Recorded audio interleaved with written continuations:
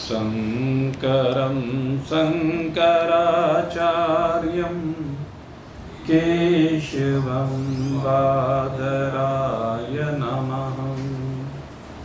सूत्रभाष्यकृतो वन्दे भगवन्तः पुनः पुनः।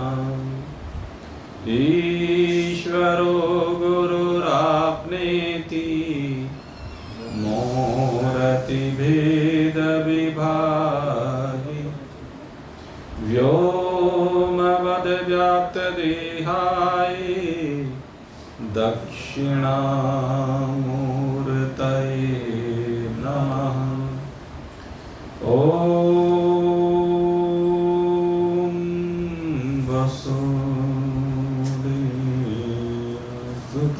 देवं कंसचाणूरमर्दनं देवकी परमानन्दं कृष्णं वन्दे जगद्गुरुं।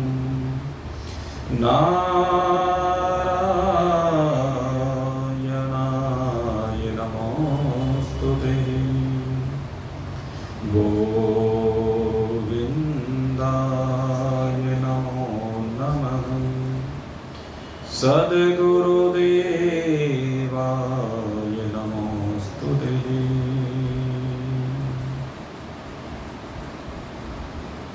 उपस्थित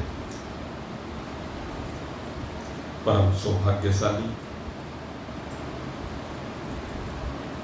सज्जन वृत्त,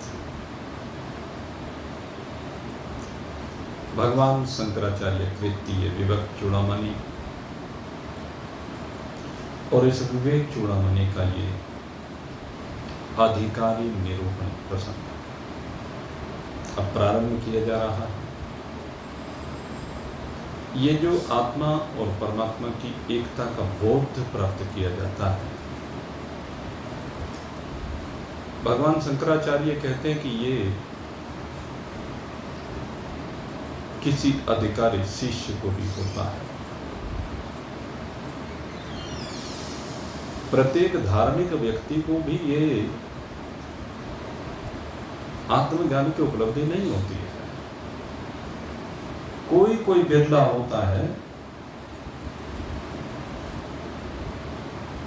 जो इस स्थिति में विराजित होता है।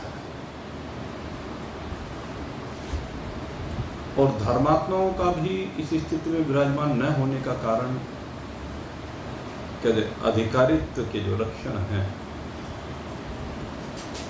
उनकी कमी का होगा। इसलिए आवश्यक है अधिकारित्व उत्पन्न करना। इस अधिकारित्व के अंतर्गत क्या क्या आता है, अब उसकी चर्चा प्रारंभ की जा रही है। अधिकारिणमाशास्ते फल सिद्धिर्विशेषतः उपायादेश कालाध्या सन्नतस्मिन् सहकारिणः अतो विचारः कर्तव्यो जिज्ञासोरात्मवस्तुनः समासाध्य दया सिन्धुं गुरुं ब्रह्मविद् उत्तमं मेधावी पुरुषो विद्वान्नुहापो विचक्षणः अधिकार्यात्मविद्या मुक्तलक्षणलक्षितः विवेकिनो विरक्तस्य समाधिगुणशालिनः मोक्षोरिहि ब्रह्मजिज्ञासः योग्यता मतः।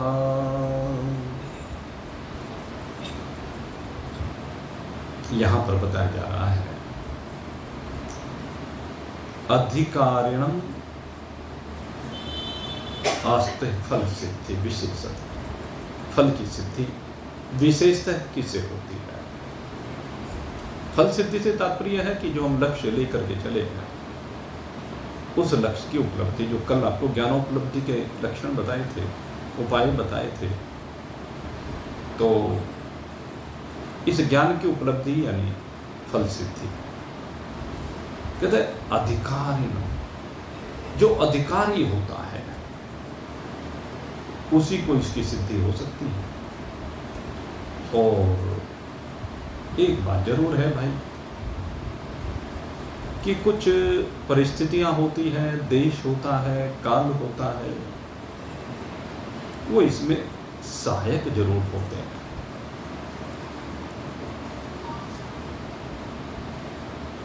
उपाया देश कालाध्या, जो उपाय किए जाते हैं, जो साधन किए जाते हैं, जो प्रयत्न किया जाता है, जो प्रयास होता है, क्या तो उसका भी अपना महत्व है।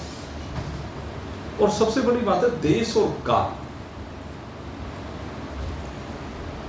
कि ये जो अधिकारी है वो कौन से देश में स्थित है। अब मान लीजिए ईरान, यूक्रेन, जहां पर युद्ध लंबे समय तक चलता रहा है, अगर उस देश में हो, उस काल में हो जिसमें युद्ध चल रहा है, तो कैसे ज्ञान की उपलब्धि हो सकती है। वहां की परिस्थितियां विपरीत हैं, लेकिन योग्य सद्गुरु हो, बद्री नारायण जैसा शुभ स्थल हो, अधिकारी शिष्य हो, तो वहां का परम पुनीत पावन वातावरण, और मैं कहूं तो माना गांव से ऊपर का वातावरण हो। उस माना गांव से वसुधारा की ओर जो रास्ता जाता है, वहां किसी सुंदर सुरम्य स्थल पर, गुफा में, जैसे भगवान वेद व्यास जी की गुफा है, वहां तो वह लाला लगा रहता है, तो उससे भी ऊपर की बात करें, ऐसा दिव्य स्थल हो और जिज्ञासु हो, सर्वस्व परित्याग करके किसी सदगुरु की शरण में बैठा हो, तो कहते हैं वो हिमाच्छादित पर्वत श्रृंखलाओं के मध्य में विराजित होकर के वहां पर गंगा जी के किनारे आनंद ही अलग आ जाएगा। वहां पर स्वाभाविक ही फल सिद्धि हो जाएगी। तो वो देश काल मदद करेगा। यही बात भगवान शंकराचार्य कह रहे हैं कि देश और काल भी सहायक होते हैं। अतो विचारः कर्तव्यो, अतो विचारः, अतो विचारः कर्तव्यो जिज्ञासोरात्मवस्तुनः समासाध्य दया सिंधु गुरुं ब्रह्मविद् उत्तमम्।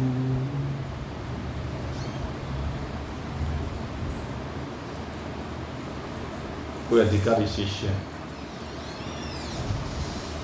क्या करे? कहते हैं हृदय में जब जिज्ञासा हो तो गुरुदेव की शरण में जाए। गुरुदेव कौन हो? कहते ब्रह्मवेत्ताओं में श्रेष्ठ। आपको बताया था एक ब्रह्मनिष्ठ होते हैं, एक ब्रह्मविद्त होते हैं, और एक ब्रह्मनिष्ठ ब्रह्मविद्त होते हैं। ब्रह्मनिष्ठ से तात्पर्य है कि जो अपने स्वरूप में विद्यमान है, जिसको अपने स्वरूप का बोध हो गया है, उसको ब्रह्मनिष्ठ कहते हैं। लेकिन अगर अकेला ब्रह्मनिष्ठ है तो वो संशयों का छेदन नहीं कर सकता, संशयों का छेदन करने में असमर्थ है। अपना तो काम उसने बना लिया, लेकिन जो उसकी शरण में आता है उनके काम बनाने की स्थिति में वो नहीं है, उसमें समर्थ नहीं है, उसको ब्रह्मनिष्ठ कहते हैं। दूसरे कहा कि ब्रह्मविद्। अगर अकेला ब्रह्मविद् हो तो वह शास्त्रों की व्याख्या तो कर सकता है, लेकिन जीवन में स्वयं की अनुभूति नहीं होती, और जिसके स्वयं अनुभूति नहीं हुई अपनी आत्मा और परमात्मा की एकता की, वो दूसरे को क्या अनुभूत करा पाएगा? संभव नहीं। इसलिए केवल ब्रह्मविद से भी काम नहीं चलता। इसलिए कहा कि ब्रह्मनिष्ठ हो और ब्रह्मविद हो, ऐसे महान पुरुष ही सदगुरु कहलाते हैं, जो स्वयं आत्मा परमात्मा एक से संयुक्त हो और विभिन्न दृष्टांतों के द्वारा ब्रह्म तत्व का निरूपण करने में सामर्थ्यवान हो, वह ब्रह्मविद। तो ऐसे महान पुरुष की शरण में ऐसे अधिकारी को जाना चाहिए और उनकी शरण में बैठ करके आत्म तत्व का विचार करना चाहिए। कल भी ये बात आई थी कि विचार ही सबसे प्रमुख है अपने स्वरूप में विद्यमान होने के लिए। इसलिए विचार करें, गुरुदेव की शरण में जाएं, विधि पूर्वक जाएं, दयालु कृपालु गुरु की शरण में जाएं। कई बार क्या होता है कि गुरु ब्रह्मनिष्ठ भी और ब्रह्मवेत्ता भी है, लेकिन प्रारब्ध के कारण से स्वभाव पॉजिटिव नहीं है, दुत्कारता रहता है, अनर्गल तरीके से, क्योंकि इस तरह के भी उठपटांग से होते हैं भाई कुछ लोग, वो जो है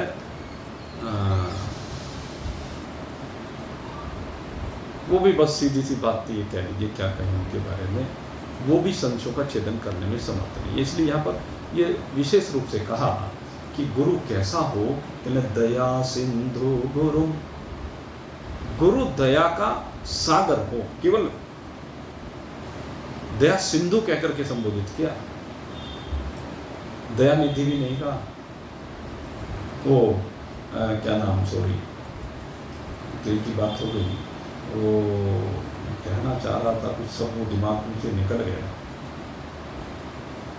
मतलब गुरु दया का सागर हो,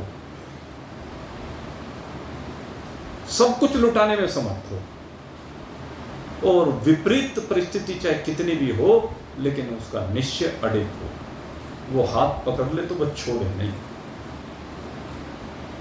ऐसा गुरु, उसको कहते हैं दया सिंधु।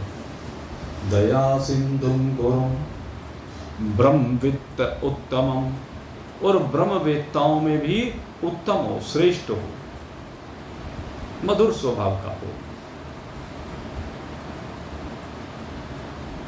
और शिष्य कैसा हो, अब शिष्य के लक्षण भी यहां पर बताए। कहने लगे कि शिष्य मेधावी पुरुष हो। सबसे पहले शिष्य मेधावी हो, गुरु जी जो समझाएं उसे ग्रहण करने की शक्ति वाला हो, चित्त एकाग्र होगा तभी तो ग्रहण करेगा, समझ में आएगा। एकाग्र चित्त के साथ श्रवण करने वाला हो, इसलिए मेधावी कहा, मेधावी पुरुष हो। और एक कहा विद्वान, वो विद्वान भी हो, ऐसे नहीं क्योंकि अब वेदांत का ज्ञान कोई मूड को नहीं हो सकता, आपको पता है, ये पूरी पढ़ाई है। अब आप विचार करके देखें, किसी बच्चे को ले जा करके हाई स्कूल की क्लास में बैठा दो, बच्चे को हम पढ़ाने के लिए ले जाएं स्कूल में और सीधे हाई स्कूल की क्लास में बैठा दें तो उसकी कुछ समझ में आएगा क्या? पहले उसे नर्सरी में भेजना पड़ेगा, उत्तरोत्तर एक एक क्लास पास करेगा तब जाकर के हाई स्कूल, फिर inter, graduation, post graduation, PhD etcetera, ये तभी तो करेगा ना। तो वो जो अब कौन सी पढ़ाई पढ़ना चाह रहा है, जैसे ब्रह्म ज्ञान की जो पढ़ाई पढ़ना चाह रहा है, वो ब्रह्म ज्ञान से पहली सारी पढ़ाई पढ़े हुए हो, उसके कर्मयोग के संदर्भ में सारे संशय दूर होने चाहिए, उसके उपासना के संदर्भ में सारे संशय दूर हुए होने चाहिए।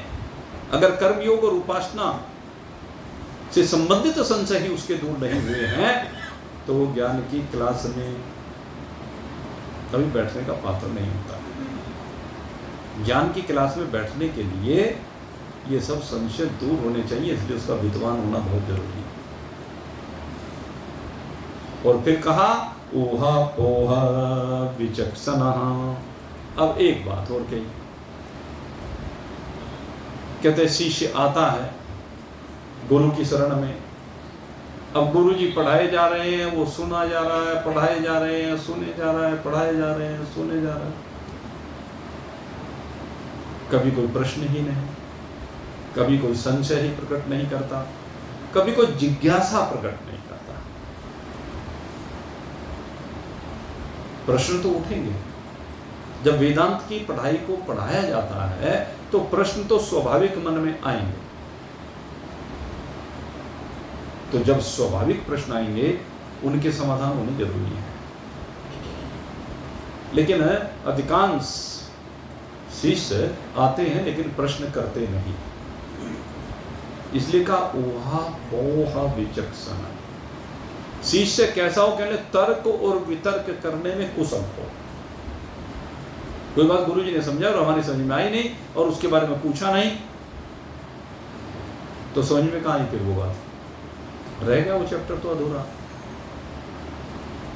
उस बात को पूछा जाए, लेकिन विधि पूर्वक पूछा जाए।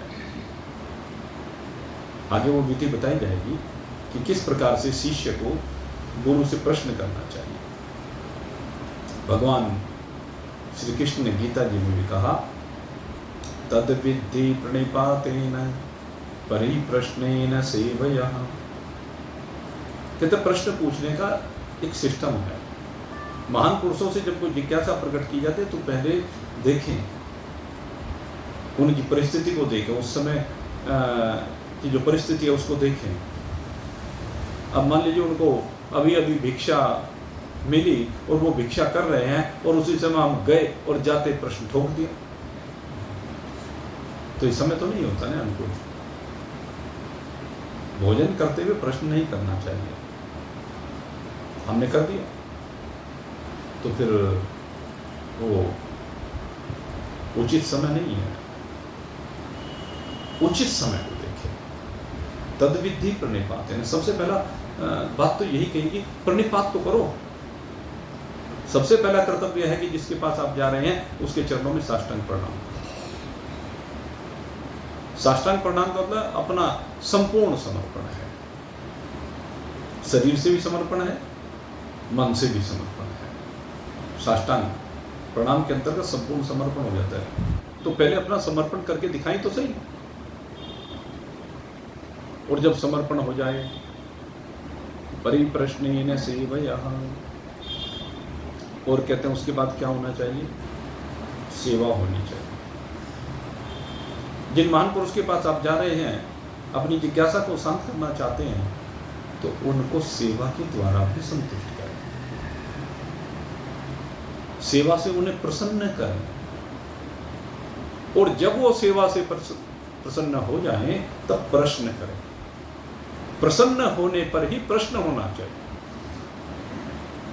जब उनको आप देखें कि प्रसन्न स्थिति में नहीं है, तो तब कोई प्रश्न नहीं होना चाहिए। ये विधि है, भगवान ने बताई है, और इसमें विस्तार के साथ आगे इस बात की चर्चा आए।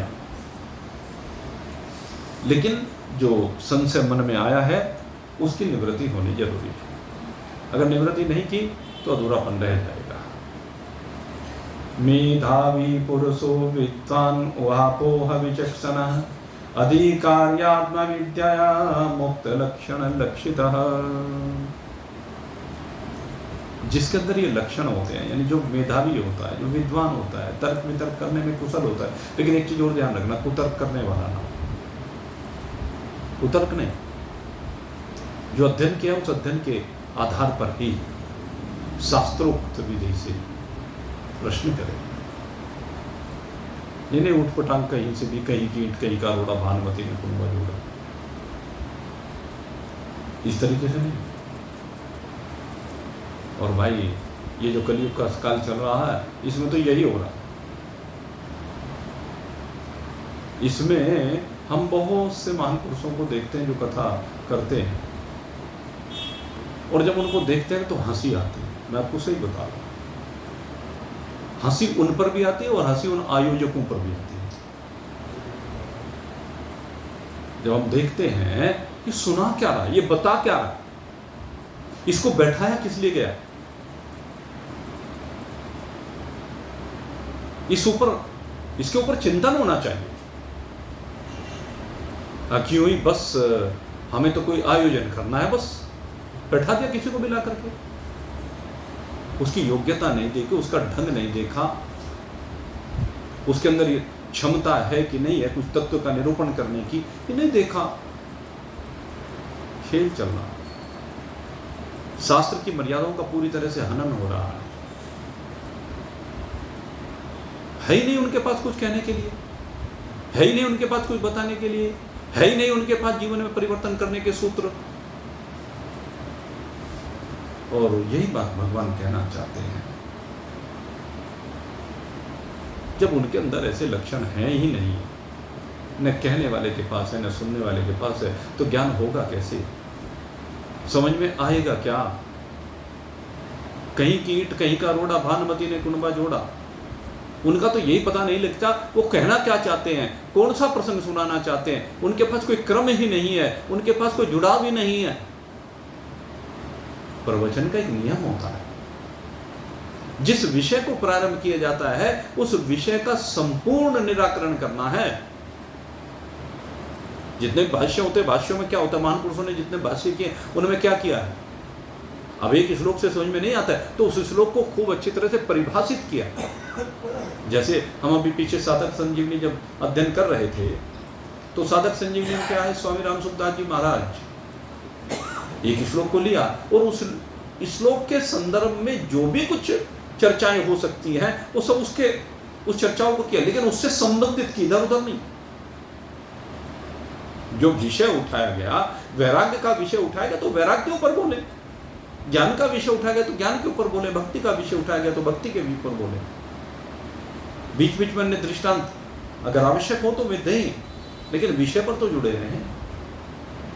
श्रुति सठलिंग संग्रह है, आप अगर यदि विद्वानों की सभा में जाएंगे ना तब वहां पता चलता है कि ये बोल क्या रहा है, ये विषय पे बोल रहा है कि नहीं बोल रहा है, इसका विषय शुरू से आखिर तक जुड़ के चला कि नहीं चला। चिंतन कर, केवल बस कुछ भजन रट लेने, कुछ चौपाइयों को रट लेना और बस कहीं से कुछ भी सुना देना। अब लोग तो धार्मिक भावना के साथ जाते हैं भाई, अब उसकी जब वो गाता है तालियां बजा देते हैं, उठ के डांस करना शुरू कर देते हैं। ये खेल होगा, अध्यात्म के नाम पे खेल नहीं होना चाहिए। इस खेल से बाहर निकले, इससे कोई आत्मज्ञान होने वाला नहीं है, ये समझने की आवश्यकता है। भगवान शंकराचार्य यही समझा रहे, अरे ये तो बड़ी एकाग्रता का विषय है। मेधावी शिष्य हो, तर्क वितर्क करने में कुशल हो, कुतर्क नहीं मैंने फिर कहा, ऐसा शिष्य हो। और गुरु फिर विधिवत रूप से उसको समझाए। उपदेक्षन्ति ते ज्ञानम ज्ञानिनः तत्वदर्शिनः, वो तत्वदर्शी जिसने तत्व को जान लिया है, समझ लिया है, समझा सकता है, वो इशारों में उस तत्व का निरूपण करे। ये जो विवेक चूड़ामणि है, ये पूरी प्रक्रिया है कि गुरु की शरण में जब शिष्य जाता है तो उसको किस प्रकार से समझाया जाता है। पहले योग्यता पात्रता गुरु की भी बताई जाएगी और शिष्य की बताई जाएगी, और उसके बाद वो आत्म तत्व का निरूपण किस प्रकार से होता है उसका भी क्रम है। क्योंकि क्रम से अगर यदि समझाएंगे तो A to Z समझ में आ जाएगा, और क्रम से नहीं समझाएंगे फिर उसमें गड़बड़ करेंगे। अब हमने जो प्रसंग तो सबसे लास्ट का है ले लिया शुरू में, वही MA की क्लास में नर्सरी के बच्चे को बैठा दिया, तो ऐसे थोड़े काम चलेगा।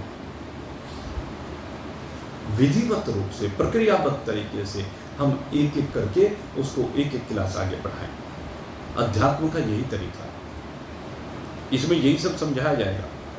सबसे पहले तो चूंकि हमारा स्थूल शरीर है भाई, तो इस स्थूल शरीर को समझाया जाएगा सबसे पहले। जब तक स्थूल समझ में नहीं आएगा, स्थूल की स्ट्रक्चर समझ में नहीं आएगा, स्थूल के कार्य समझ में नहीं आएंगे, इसकी कार्य शैली समझ में नहीं आएगी, इसके गुण समझ में नहीं आएंगे, ये किस लिए मिला ये समझ में नहीं आएगा, इसके द्वारा कैसे जीवन को लेकर के चलना है ये समझ में नहीं आएगा, तो आगे कैसे बढ़ेंगे। उसके बाद ही तो सूक्ष्म पर जाएंगे, जब स्थूल समझ में आ जाएगा। ये स्थूल पंच भूतों के स्थूल पंचीकरण से बना है, ये कह लीजिए। उस चीज को पहले तत्व को समझना पड़ेगा, स्थूल को। स्थूल के बाद फिर हम सूक्ष्म में पहुंचेंगे, और जब सूक्ष्म में पहुंचेंगे तो मालूम होगा कि ये सूक्ष्म इस स्थूल को चलाने वाला है। तो दोनों का कॉम्बिनेशन बनेगा, दोनों के कॉम्बिनेशन से शरीर चल रहा है, दोनों के कॉम्बिनेशन से संसार चल रहा है। स्थूल और सूक्ष्म दोनों के कॉम्बिनेशन से संसार चलता है, वैसे नहीं चल सकता। चलाने वाला सूक्ष्म है और माध्यम स्थूल है। इस बात को पहले समझाया जाएगा, और फिर कहने लगे सूक्ष्म से भी आगे इसकी गहराई में जाना पड़ेगा। और इससे अधिक गहराई में क्या है? कहने कारण है। कहने लगे ये सूक्ष्म स्थूल से क्रियाएं कराता है, वो किस प्रकार से क्रिया कराने में समर्थ है? तो कहते हैं इसमें सबसे बड़ा भाव है अंतःकरण की वृत्तियां। और अंतःकरण की वृत्तियां कैसी होती हैं? कहते गुणात्मक, त्रिगुणात्मक। और वो त्रिगुणात्मक जो वृत्तियां हैं, वो कारण शरीर, वो प्रकृति उसकी, उसका स्वभाव, जैसा स्वभाव होता है, वो गुणों से जैसा स्वभाव अंतःकरण का बना है, उसी के अनुसार स्थूल से कार्य कराता है। तो ये तीनों का समन्वय हो जाता है, स्थूल सूक्ष्म कारण। ये विस्तार से समझाया जाएगा। स्थूल सूक्ष्म और कारण तीनों शरीरों का समन्वय, तीनों को जोड़ करके चलना, तीनों के क्रियाकलाप को जानना, और उन सबको जानने के बाद उसके बाद ब्रह्म ज्ञान प्रारंभ होता है। और ब्रह्म ज्ञान में क्या आता है? कहने के इन तीनों का साक्षी तो ही है, इन तीनों का दृष्टा तो ही है, इन तीनों को आधार अधिष्ठान देने वाला तो ही है। इन तीनों में एक तेरी ही सत्ता है, इन तीनों का वास्तविक कारण तू ही है। ये तीनों तेरी वजह से ही संचलित हो रहे हैं, तेरी वजह से ही इनके अंदर जो भी कुछ है वो सब तेरी वजह से है। इनकी सारी क्रियाओं का हेतु तू है। और जब ये समझ में आ जाता है कि इन सब का कारण एक शुद्ध सच्चिदानंद घन ब्रह्म है, उसके अलावा कुछ है ही नहीं, तब बोध होगा भाई। स्थूल सूक्ष्म कारण को समझे बिना कोई ये समझे कि मुझे बोध हो जाएगा, कैसे हो जाएगा भाई? ये सारी क्लास की पढ़ाई है, इसको पढ़ना पड़ेगा। इसीलिए मैं कहता हूँ ये अध्यात्म बड़ा दिव्य विषय है भाई। इसमें इस क्लास में बैठने के लिए एकाग्र चित्त के साथ बैठना पड़ता है, असीम श्रद्धा से संयुक्त होकर के बैठना पड़ता है, इसमें संपूर्ण समर्पण करना पड़ता है गुरुदेव के प्रति, तब जाकर के तत्व धीरे धीरे समझ में आना प्रारंभ होता है। 1 मिनट का खेल नहीं। और जो कहा जाता है ना चुटकी बजाते ज्ञान हो जाता है, वो बात ठीक है, अपनी जगह बिल्कुल ठीक है वो भी बात। जैसे क्रिकेट का खेल होता है, क्रिकेट के खेल में एक बॉलर होता है, बॉलर हाथ घुमा करके एक बॉल फेंकता है, बल्लेबाज उस बॉल को देखता है, देखने के बाद उस पर शॉट लगाता है, और शॉट लग करके वो बाउंड्री के अगर यदि पार चला जाता है तो छटका हो जाता है, चौका हो जाता है? लेकिन पहली प्रक्रियाएं कौन सी है? वो ठीक है जहां पर बाउंड्री लाइन है, जब गेंद जा रही है बाउंड्री से जब तक इधर है तब तक चौका नहीं हुआ। चौका कब हुआ? जब वो लाइन है उसको उसने पार कर लिया, तब चौका हुआ, तभी मिला ना। तो बाउंड्री से जब तक इधर है, बिल्कुल डी पर है, आप विचार करके देखिए, डी से इधर और डी से उधर जाने में कितना समय लगेगा? चुटकी बजाने जितना, यही तो है। तो ज्ञान होने में तो इतना ही समय लगता है, लेकिन उस ज्ञान होने की डी पर पहुंचने में कितना समय लगा? बॉलर दूर कर से आया, बॉलर ने बॉल को फेंका, उसने शॉट को मारा, फिर गेंद लुढ़कती लुढ़कती वहां तक पहुंची, पहले बाउंड्री तक पहुंची और उसके बाद बाउंड्री को क्रॉस किया। ठीक इसी प्रकार से साधक की स्थिति होती है भाई, उसका भी प्रयास इसी प्रकार का होता है भाई, उसको भी लगातार मेहनत करनी होती है भाई। उसे बल्लेबाज के बल्ले से लग करके जैसे गेंद को बाउंड्री तक जाने में समय लगता है भाई, बीच में रोक भी लिया जाता है बार बार भाई, किसी किसी को सफलता मिलती है भाई, सारी चीजें। वो ऐसे देश में उसको गेंद को पुश करे जहां पर आसपास कोई खिलाड़ी ना हो। हम इस प्रकार से आगे बढ़े कि हमारे बीच में बाधाएं पैदा करने वाले ना हो, ऐसा वातावरण तो हमें तैयार करना पड़ेगा ना। और संसार तो वातावरण नेगेटिव बनाएगा भाई, बाधाएं पैदा करेगा। अब ये तो तुम्हारी योग्यता के ऊपर है, तुम्हारी विद्वता के ऊपर है, तुम्हारी बुद्धि की ज्ञान के ऊपर निर्भर करता है कि तुम अपने लिए प्रतिकूल परिस्थितियों को अनुकूल परिस्थितियों में कैसे परिवर्तित करते हो, जिससे तुम्हारे रास्ते में कोई बाधा ना बने। और उसके लिए क्या है, अलग से प्रयास करें, वातावरण को पॉजिटिव बनाइए, जो काम है उनको उस समय ना करके अलग समय में कीजिए। ये मैनेज करने की बात है। जीवन में मैनेजमेंट बहुत जरूरी है भाई, क्योंकि एक ही दिन में व्यक्ति को अनेकों कार्य करने होते हैं, तो उसको टाइम मैनेजमेंट करना पड़ेगा ना। मान लीजिए जैसे विवाह शादियों का समय प्रारंभ होने जा रहा है, हो जाने क्या रहा है, हो ही गया, अब साए शुरू हो गए। अब एक आदमी के पास 10 कार्ड आ गए एक दिन के, अब उसको लगता है भाई 10 के 10 मेरे विशेष हैं, मेरे प्रिय हैं, मेरे साथी हैं, सहयोगी हैं, तो वो 10 के 10 के यहाँ जाना चाहता है, तो कैसे जाएगा? 10 के 10 के यहाँ एक साथ चला जाएगा क्या? अब वो टाइम मैनेजमेंट वो क्या करेगा, वो देखेगा कि मेरे पास इतना समय है, मैं फला जगह पर पहले जा सकता हूँ, पहले घर पे जाके हाजिरी लगा के आ सकता हूँ, तो कुछ को तो वहाँ निपटाएगा। फिर देखेगा कि मेरे पास समय कितना है, कहने लगे भाई शादी का समय 8 बजे से शुरू होता है और 11 बजे 12 बजे तक जा सकते हैं, तो वो एक एक करके अब अपना रूट बनाएगा, क्योंकि एक जगह पर तो सबकी है नहीं, एक इधर एक इधर एक इधर एक इधर, तो मैनेज करेगा ना। तो ठीक इसी प्रकार से भाई हमें इस अध्यात्म में भी अपने आप को मैनेज करना होता है, अपनी जीवनचर्या को हमें मैनेज करना पड़ेगा। और जब जीवनचर्या को हम मैनेज करें तो तब हम सही दिशा में बढ़ पाएंगे और रास्ते के जो रोड़े हैं वे एक तरफ हो जाएंगे। रोड़े अगर नहीं हटाओगे तो भाई फिर चोट लगेगी, वो बीच बीच में परेशान होना पड़ेगा, बीच बीच में पीछे भी हटना पड़ सकता है।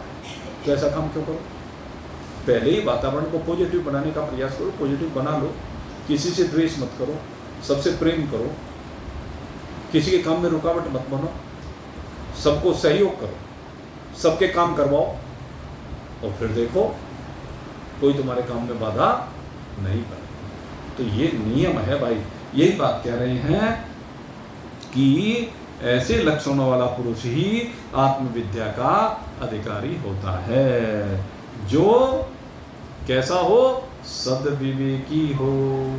अब एक तो बात की विवेक की, इसके बाद बात की वैराग्य की, इसके बाद षट संपत्ति की बात की, और फिर मुमुक्षुता की। 4 चीजें होती हैं अधिकारी में, ये 4 चीजें, इनका विस्तार तो मैं आगे करूंगा, क्योंकि आगे विस्तार से इस चीज को समझाएंगे। विवेक, वैराग्य, षट संपत्ति और मुमुक्षुता, अधिकारी के 4 लक्षण होते हैं। लेकिन इनसे पहले एक अनुबंध चतुष्ट भी होते हैं, जिनकी चर्चा हमने आपसे की है पहले भी। विषय, संबंध, प्रयोजन और अधिकारी। अधिकारी से पहले 3 चीजें हैं, विषय है, संबंध और प्रयोजन। ये चीजें जो अब तक भूमिका में आई हैं वो ये है। विषय कौन सा है? आत्मा और परमात्मा की एकता है। संबंध गुरु का और शिष्य का है, शास्त्र के साथ हमारा संबंध है, हमारा भगवान के साथ संबंध है। अनेक प्रकार से संबंध बनाया जाता है और उस संबंध के द्वारा ही हम अपने लक्ष्य की ओर बढ़ सकते हैं। और प्रयोजन ध्यान में रखना चाहिए। असल प्रयोजन क्या है? परमात्मा प्राप्ति। अब परमात्मा प्राप्ति का प्रयोजन बन के अपने हृदय में रख करके यही प्रयोजन बनाना है, तब जा करके भाई अधिकारी की बात आती है। और अधिकारी के लक्षण ये आपके सामने निरूपित किए हैं, विवेक, वैराग्य, षट संपत्ति और मुमुक्षुता। इनकी विशेष व्याख्या अनेक बार हो भी चुकी है और आगे भी करेंगे, इसलिए अभी इस विषय को यहीं आगे बढ़ाते हैं, इसकी विशेष चर्चा आगे करेंगे। इसके बाद कहते हैं कि साधन चतुष्ट। अब जो है साधन चतुष्ट की बात ये कर दी गई है यहाँ पर। अब साधन चतुष्ट क्या है? इन्हीं को साधन चतुष्ट कहा जा रहा है, साथ साथ चर्चा आगे। अगला अध्याय साधन चतुष्ट का है। इसमें क्या दिया है? साधनान यत्र चत्वारि कथितानि मनीषिभिः येषु सत्त्वमेव सन्निष्ठा यद भावेन सिद्धति आदौ नित्य वस्तु विवेक परिगण्यते इहामुत्र फल भोग विराग तदंतरम सम आदि षट्क संपतिर्मुमुक्षत्वमिति स्फुटम ब्रह्म सत्यम जगन मिथ्ये एत्यैव रूपं विनिश्चयः सोऽयं नित्यानित्य वस्तु विवेक समुद्दाह्यतः तद वैराग्यं जुगुप्सहया दर्शन श्रवणादिभिः देहादि ब्रह्म पर्यन्ते हि नित्यः भोग वस्तुनिः विरज्य विषय वारतः दोष दृष्ट्या मुहुर्मुहुः स्वलक्ष्ये नियतावस्था मनसः समः उच्यते। अब यहाँ पर ये जो अधिकारी के 4 लक्षण कहे गए हैं उनकी विशेष चर्चा प्रारंभ की गई है। सबसे पहली बात कही है कि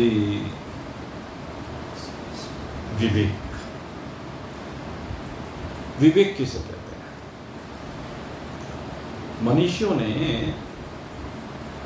जिसके अंदर जिज्ञासा उत्पन्न होती है उसके लिए जो अधिकारी के लिए जो 4 साधन बताए उनमें सबसे पहला साधन विवेक। विवेक से मतलब कहते हैं नित्य और अनित्य का विवेक। आदहु नित्यानित्य वस्तु विवेक परिगण्यते है। सबसे पहले नंबर पर ये विवेक ही आता है। और विवेक के अंतर्गत क्या है भाई? विवेक के अंतर्गत आता है ब्रह्म सत्यम जगन मिथ्या। ब्रह्म ही एकमात्र सत्य वस्तु है और जगत मिथ्या है। लेकिन इस बात को कहने से काम नहीं चलेगा, समझने से काम, अनुभूति से काम चलेगा।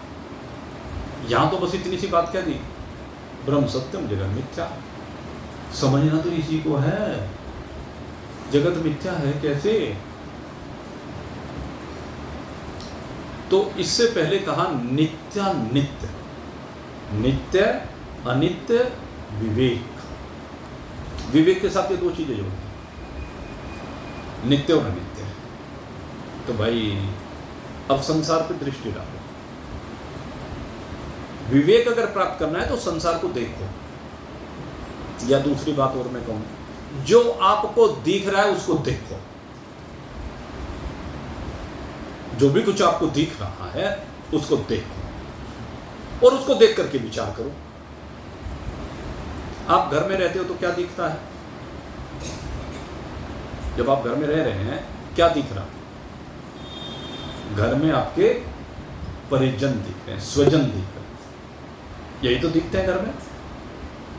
माँ दिखेगी, पिता दिखेगा, बाप दिखेगा, बेटा दिखेगा, भाई दिखेगा, बहन दिखेगी, बच्चे दिखेंगे, आदि आदि। अब जो भी दिखे उसके ऊपर विचार करें, अपने संबंधी के ऊपर विचार करें।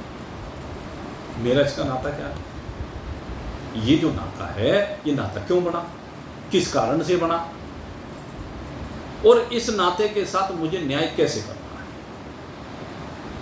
मैं किस प्रकार से न्याय कर सकता हूं, मुझे चिंतन करना है। मैं कर रहा हूं कि नहीं कर रहा हूं न्याय, मतलब उसका पूरा विश्लेषण करो। हर नाते के साथ पूरा विश्लेषण, बेसिक यहीं से प्रारंभ होता है। दूसरे जितने पदार्थ दिख रहे हैं, अब घर है तो घर में पदार्थ दिखाई दे रहे हैं ना।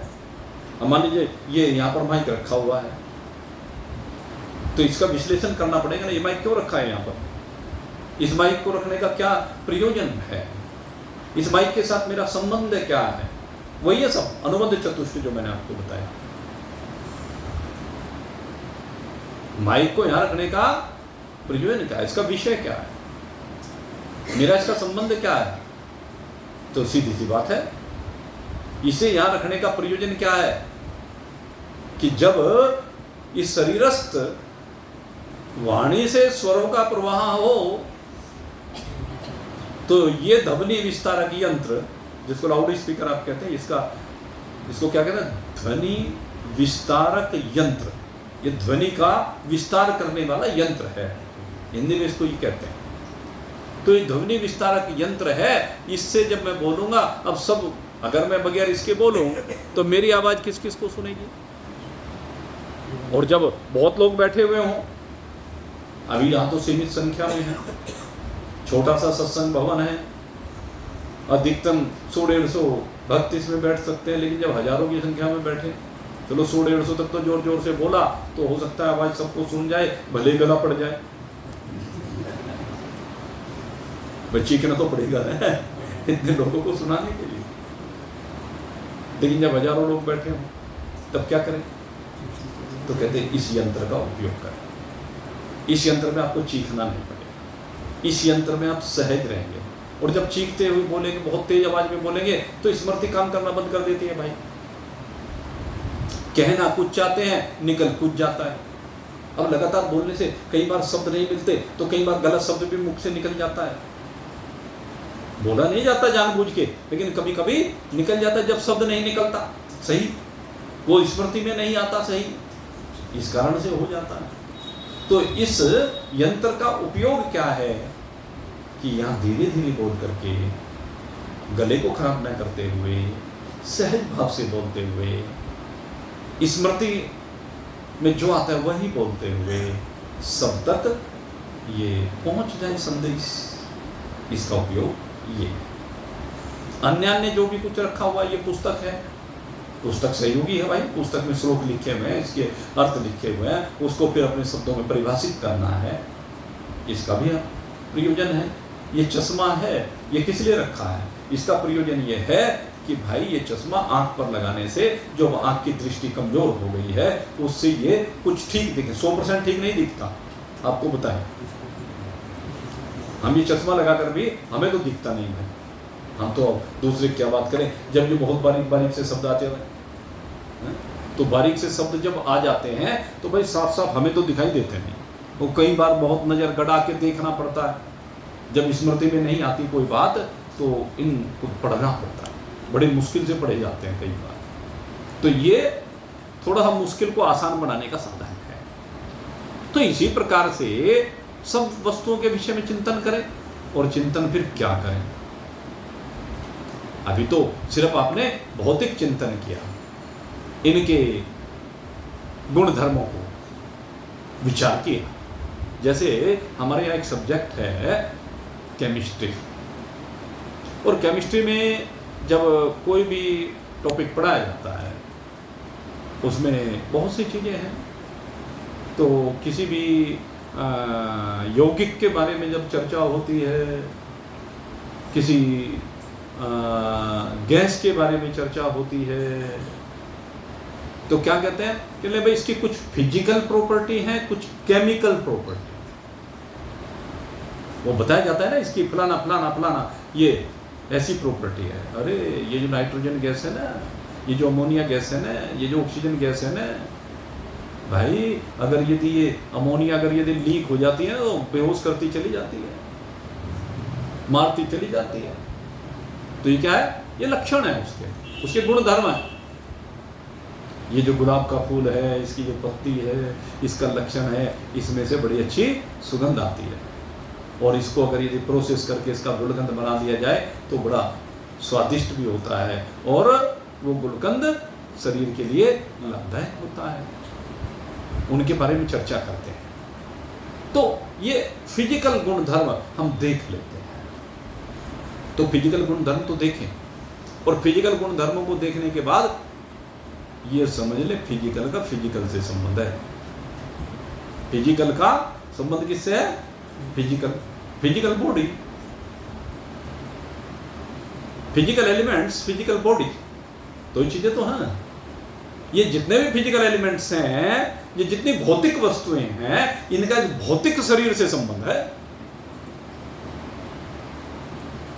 अब भौतिक से संबंध है और मैं शरीर तो हूं नहीं भाई,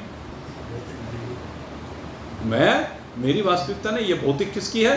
ये 5 भूतों की वास्तविकता है। और जब 5 भूतों की वास्तविकता ये है, 5 भूत 5 भूतों में बरत रहे हैं। आंख क्या है? पंचभौतिक है। कान क्या है? पंचभौतिक है। रसना क्या है? पंचभौतिक है।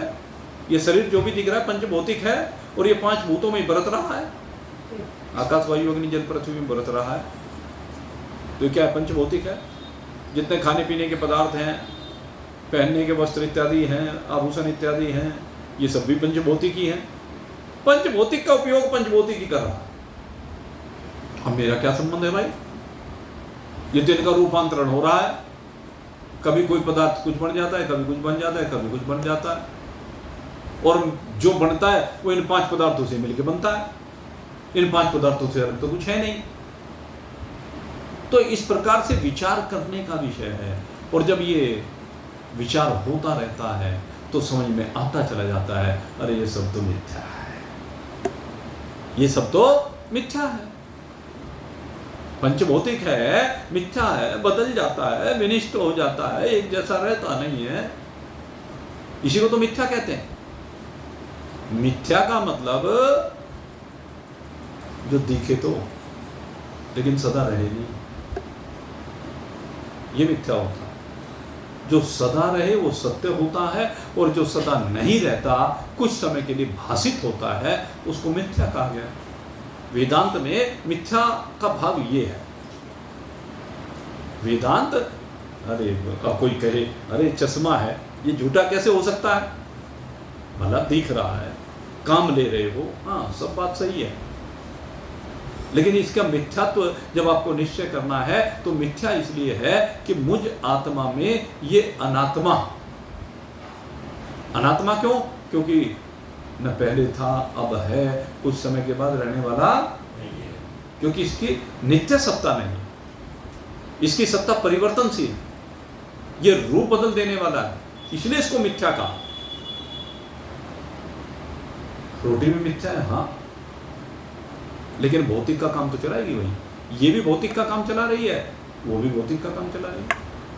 और जब स्पिरिचुअल की बात होती है, अध्यात्म की बात होती है, तो न मुझे भूख लगती है, न मुझे प्यास लगती है, न मुझे कुछ देखने की आवश्यकता है, न सुनने की आवश्यकता है, न छूने की आवश्यकता है, न खाने पीने की आवश्यकता है, न ग्रहण करने की आवश्यकता, न त्यागने की आवश्यकता। अध्यात्म तो ये है। और मिथ्या ये है, छलावा, भूल, परिवर्तनशीलता। तो इस प्रकार से हमें विचार करना है। जो भी कुछ हमें दिख रहा है, जो भी कुछ हम देख रहे हैं, उस सब के ऊपर विचार करना है, और विचार करके जो अनित्य है उसको हटा देना है, और जो नित्य है उसको ग्रहण कर लेना है। अब नित्य जब ग्रहण करेंगे तो विचार करने भी तो पता चलेगा कि ये सब तो मिथ्या हो गया। नित्य क्या रहा? नित्य वो रहा जिसकी वजह से इनका अस्तित्व है, नित्य वो है जिसकी वजह से इनमें क्रियाएं भास रही, वो नित्य तत्व है जिसने इनको आधार दिया, जो इनसे विलग रहते हुए इनको आधार दे, इनका अधिष्ठान बने, वो परमात्मा है। तो नित्य वस्तु परमात्मा है जिसका विवेक हमें प्राप्त करना है। और जब ये विवेक हो जाता है तो उसके बाद आगे बढ़ा जाता है। जब तक ये नित्य और अनित्य का विवेक नहीं होता तब तक जिज्ञासु आगे नहीं बढ़ सकता। खैर, ये चर्चा कल भी जारी रहेगी। समय हो गया भाई, क्या करें, बातों बातों में ऐसे ही समय निकल जाता है। तो नित्य और अनित्य के विवेक को कल थोड़ा और आगे बढ़ाएंगे, और आगे बाकी जो लक्षण कहे हैं अधिकारी के वैराग्य, सठ संपत्ति और मुमुक्षुता, इनकी भी क्रमबद्ध रूप से एक एक की चर्चा करेंगे, और फिर आगे जैसा विषय आएगा उसकी भी चर्चा करेंगे भाई, जैसे जैसे आता रहेगा। कल रविवार है वैसे तो, लेकिन कल भी सत्संग होगा। और मैं अभी आपको बता देता हूँ, अगले सप्ताह में 2 दिन अवकाश रहेगा, क्योंकि मैं पहले इसलिए बता देता हूँ, वो अपने अपने सबके कार्यक्रम होते हैं। अब ये जरा सा कार्यक्रम चल रहे हैं कहीं, तो कई कार्यक्रम ऐसे हो जाते हैं भाई जिनमें जाना ही पड़ता है। तो एक तो 30 तारीख को मंगलवार के दिन, उस दिन अवकाश रखना पड़ेगा, और एक 3 तारीख को शुक्रवार के दिन उसमें अवकाश रहेगा।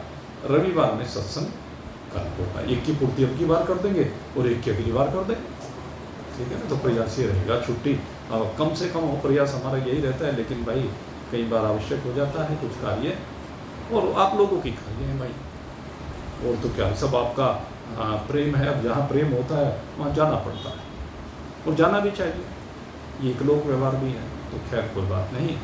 आप सबके लिए बहुत बहुत शुभकामना करते हुए यहीं पर आज के सत्संग को विश्राम दे रहे हैं। बोलिए सच्चिदानंद भगवान